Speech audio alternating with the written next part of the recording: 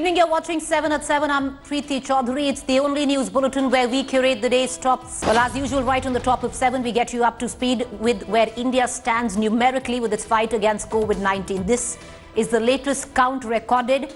138,845 COVID-19 positive cases. India till now has recorded 4,021 deaths. The worst hit state continues to be the state of Maharashtra, recording 50,231 coronavirus positive cases. Mind you, this is pretty much 33% of India's total tally of COVID-19 positive cases. Maharashtra till now has recorded 1,635 deaths. Now let's take you in Maharashtra to the city of Mumbai.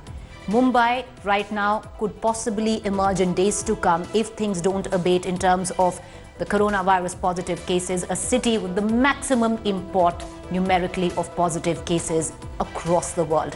Mumbai till now has recorded 30,542 coronavirus positive cases and 988 deaths. This is the situation for the financial capital of the country. This data was recorded just about 20 minutes ago by my producer and I. So this is where numerically India stands with its fight against the coronavirus. Let's now move on to our top focus story in 7 at 7, which is from the state of Maharashtra. As we've been telling you, COVID-19 tally continues to register a record rise, day by day, a record rise. In just 24 hours, the state's new cases tally have crossed 3,000, making it the biggest spike in number of single-day cases. Mumbai, the worst hit city in India, recorded 1,700 new cases alone. Total cases in the state have crossed 30,000. Maharashtra Minister Ashok Chavan is the latest politician in the city, in the state of Maharashtra to test positive. He waved at the media while being taken for treatment. Earlier, Maharashtra Housing Minister Jitendra Awad has tested positive for COVID-19. He got discharged. He was also on the ventilator. Just 2 days ago, Sanjay Jha from the Congress also said he had tested corona positive. All right, so that's the latest that we are getting in. It's now, if you narrow down Maharashtra to the city of Mumbai, it has been recording the maximum cases day after day. I want to connect right now immediately to my colleague Sahil Joshi, our Mumbai Bureau Chief, joining us live. You know, Sahil, would you get us up to speed on where especially Mumbai stands? Because now it seems to emerge over the next few days. It could actually be a city across the world recording the maximum number of cases. Absolutely, and it is just number 2 if you compare it with Moscow, because Moscow is still recording the highest number of cases. But of course, the graph of Moscow is now going down, whereas the graph of Mumbai is still going up. More and more number of cases are being recorded in Mumbai, although the Maharashtra government is saying this is happening because they are doing the perfect contact tracing. They are also doing the maximum number of tests. That's been actually, the government is claiming that. But of course, this is worrying because now this is 22nd of May. Mumbai has been locked down since 22nd of March. So this is exactly 2 months. 60 days have been passed and still the number in Mumbai are on rise. And that is something which everyone needs to worry. So now there are a lot of SOPs which has been changed. Now the beds, the government is trying to make it available. So it looks like that now the government thinks that the numbers are going to increase. So the best what they can do is to create the facilities where the people can be admitted, and that's why a lot of public places are being taken. Mobile hospitals are being built, mobile quarantine centers are being built. But what the Mumbaikars are actually waiting for is to come out of the red zone so that the day-to-day activities can begin at least at the minimum level. All right, appreciate you joining us, Sahil. Thank you for getting us up to speed with the very latest. We're going to keep a keen eye on the city of Mumbai, getting you the very latest. Sahil and his team are doing exactly that. With that, sticking with the situation right now in Mumbai, private hospitals have often been villainized as trying to reap benefits from the pandemic. So is that really the case in Mumbai? My colleague Mustafa Sheikh filed this report.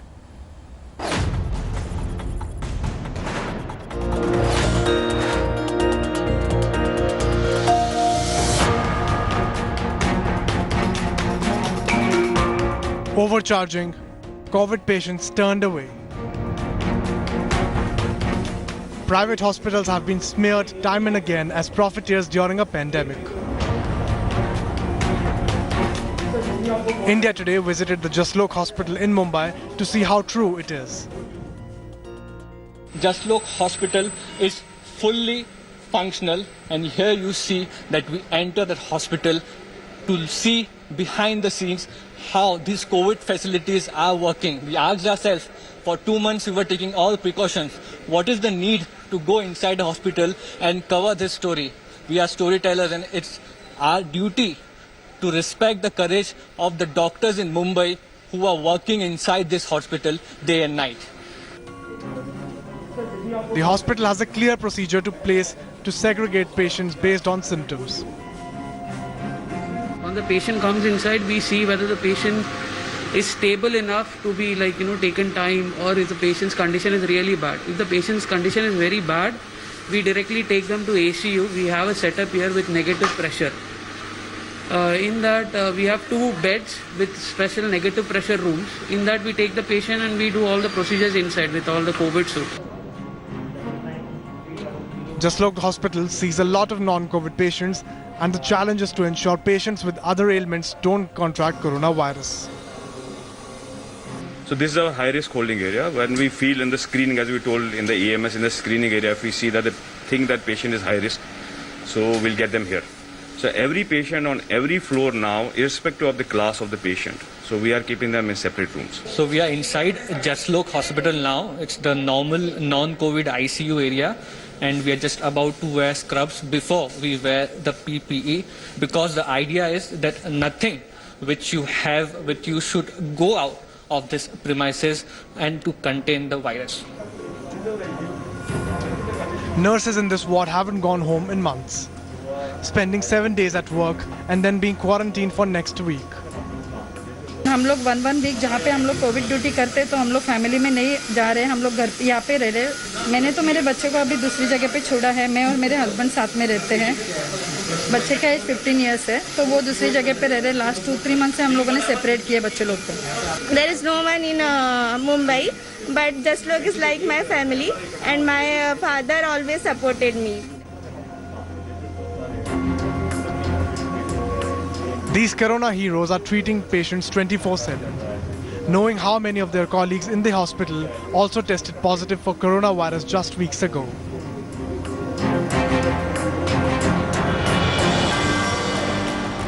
But let's address the elephant in the room.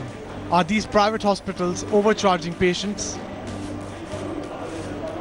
We were never in the scanner of any pricing issues as such. There is a regulation I think everybody will have to follow, and I think there is a standardization of pricing. So I think that falls in place now.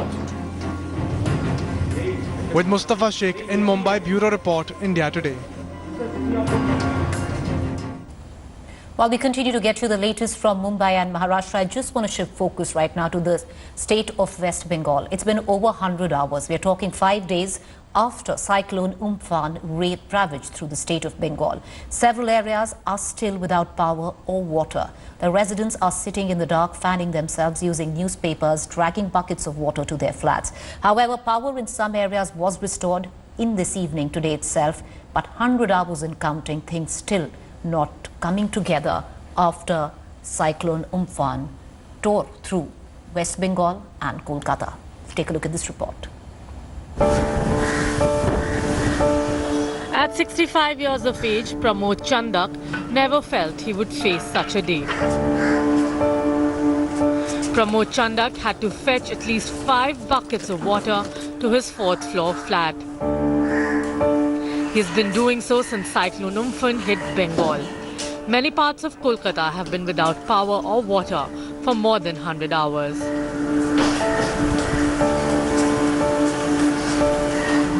Well, right now the biggest challenge is we are not having power for the last 100 hours. And because of the power, there's obviously no water.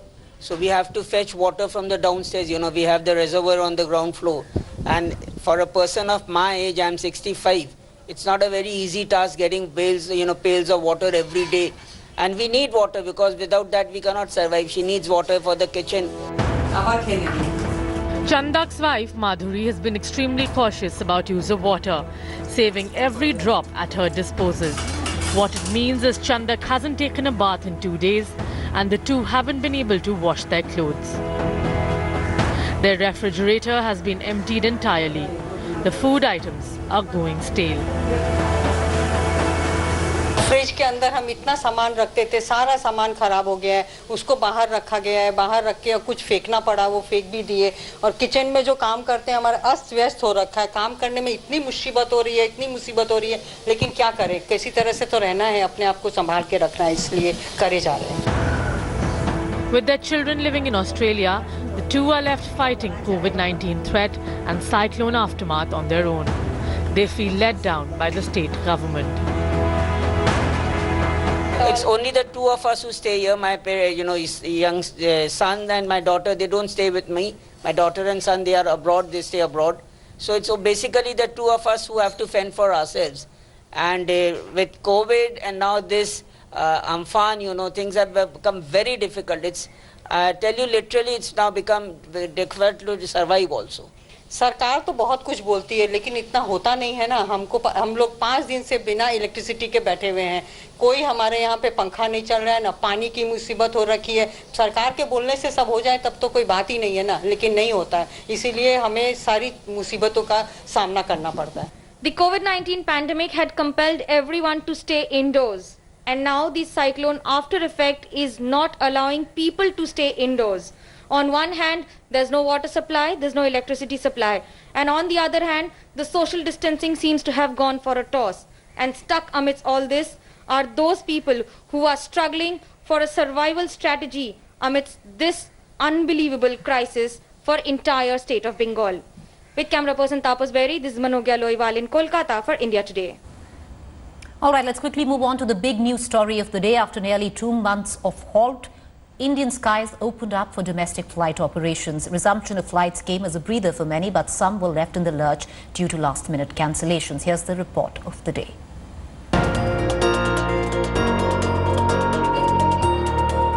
After a gap of nearly 2 months, India's skies started buzzing again.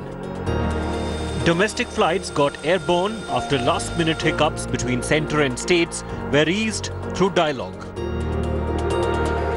4:45 a.m. IGI Airport, Delhi.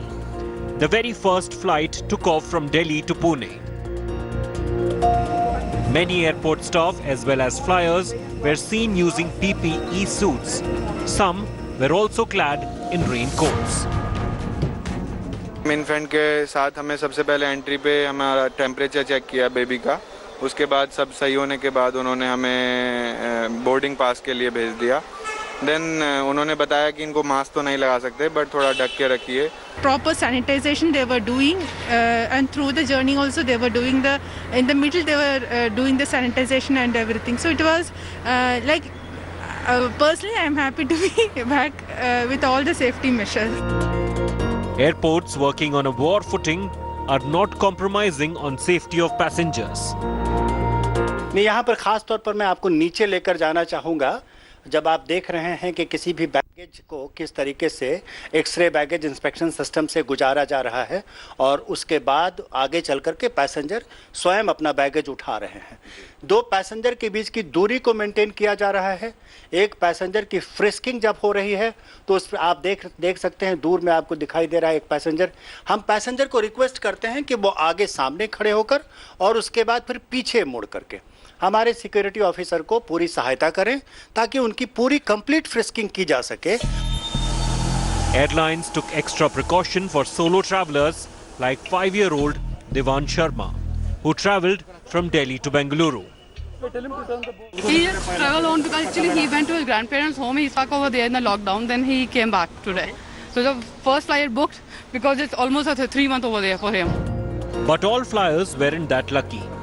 At Delhi airport alone, over 80 flights were cancelled, leaving flyers in a lurch. मैं airport पे आया था, तो जैसे मैं enter करने लगा तो उन्होंने कहा कि आपकी फ्लाइट कैंसिल है, आप हेल्प डेस्क पे जाके पता कीजिए। मैं हेल्प डेस्क पे गया तो उन्होंने सिर्फ इतना बताया कि ऑपरेशन रीजन के कारण आपकी फ्लाइट कैंसिल हो चुकी है। तो मैंने इनसे कहा कि हमारी नेक्स्ट फ्लाइट बताओ कब की होगी। तो उन्होंने कहा कि मई तो छोड़ो, जून के महीने में भी कोई सीट बुक नहीं है। Only at the counter when I was trying to go inside, when I was trying to check in, they told me you cannot. And see, to be honest with you, we don't know. Maybe one guy is aware of it. Maybe there is a sudden change, you don't know. There is no intimation. At least they should inform or send messages on the phone. Similar disappointment was in store at Bengaluru and Chennai airports. अगर मुझे पहले ही बता दिया जाता, मैं पूरी रात में टैक्सी ऑटो कुछ भी मिल जाए ट्राई करती रही, मुझे नहीं मिला। फाइनली मेरे नेबर मुझे छोड़ने आए हैं। Yesterday also till we were taking booking and all, they did everything was going smoothly. Just now I reached here, they said me the flight have been cancelled and we don't know anything regarding this. Mumbai, India's worst hit city, witnessed its own set of problems. The most important problem which passengers are facing at Mumbai airport are due to the flight cancellation. Now here you can see there are several passengers sitting over here. They came over here since yesterday evening, but when they checked their flight status online or through the customer service, they were told that their flight is on time. But when they came to this particular counter over here, they were informed their flight is cancelled. Despite hitting air pockets, the starting of flights comes as a welcome breather for India. The next goal is to fix the glitches like abrupt cancellations that left many passengers disgruntled. Bureau Report, India Today. All right, now North India is in the grips of a locust attack it hasn't seen in many, many years. A dreaded locust attack continues to wreak havoc in several parts of India, especially North India. Millions of locusts were seen swarming over fields in Rajasthan, in Madhya Pradesh, in Gujarat, in Uttar Pradesh and in Punjab, completely destroying standing crop. The city of Jaipur witnessed locust attack which it hasn't seen in decades. This is what it looked like today in the city of Jaipur. Meanwhile, Rajasthan alone has seen locusts destroying at least 5 lakh hectares of land, rendering farmers completely in the lurch. Similar locust attack was witnessed all the way in Jaisalmer. Meanwhile, Uttar Pradesh, Jhansi were the worst affected. In Uttar Pradesh, Jhansi was the worst affected district in the state. Madhya Pradesh's Shivpuri are 2 districts which are badly affected by locust, where standing crops have been completely destroyed.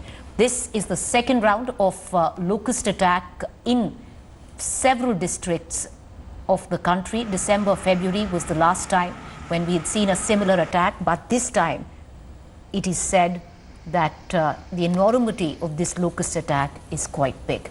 Scientists have attributed the second round of attacks to a number of cyclones in the Indian Ocean that have created breeding condition for locust. कल टिड्डी आई थी, अभी हाल पूरी फसल को पेटे मेटे पूरे नष्ट कर दिए। हम तो बर्बाद हो गए महाराज। जानवर आए थे तो वो सब लोग खा गए थे। टिड्डे हटे, गिद्दी हटी, बाजरा हटो, तरज्जा हटी, लोबिया हटो और लौकी तो पूरा नष्ट हो गया। हाँ, सारे चले गए। 3000 रुपया की लागत लगी थी। We're going to keep a quick check on that, but as usual, every day at 7, we end the bulletin by busting certain myths that masquerade as being claims or the truth, especially on social media or especially on WhatsApp groups. Now, there is a claim that is floating about, some of you might have read it on WhatsApp, which suggests antibiotics can treat coronavirus patients. The fact check, antibiotics are not effective against coronavirus. It's a virus, not a bacteria. That's the fact check on that. Another claim which is floating about seems to suggest Chokidar Chor Hai slogans were raised when Prime Minister Modi went to Bengal. Well, the viral video is fake. No such slogans were raised in Bengal. Another claim floating about suggests thousands flout norms to shop for Eid in Hyderabad. Well, this video is not Hyderabad. This video is in fact Pakistan. So once again, the fact check on that is false. With that, it's a wrap on 7 at 7. We'll of course see you tomorrow. Have a good evening.